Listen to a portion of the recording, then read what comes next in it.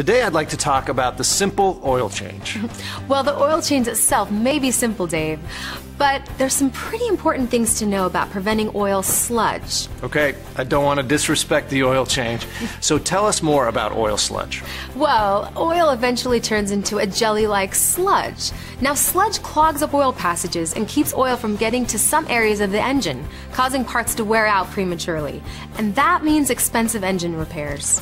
So that's why you need to change your oil and oil filter on schedule to get the old oil out before it turns to sludge. You got it.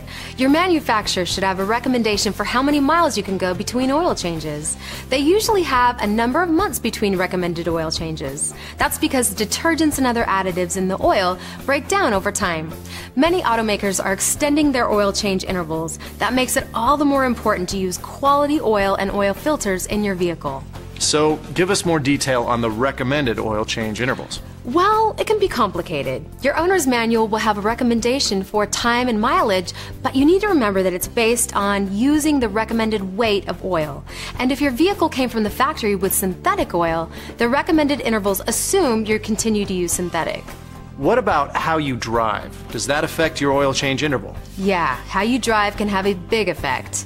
Many owner's manuals will have a list of driving conditions that are harder on your vehicle. Things like stop and go driving, shorter trips, driving in very hot or very cold weather, heavy loads, and towing. If some of your driving fits this, you may need to change your oil and do other maintenance on a shorter schedule. Okay, now that is starting to sound more complicated. It can be. Some vehicles have an oil life calculator that takes all of these factors into account and tells you when you should change your oil. Otherwise, talk to your service advisor about how you drive and get her recommendation for when you take care of your service. And with all of this talk about the oil, let's not forget how important it is to install a quality oil filter when you get your oil changed.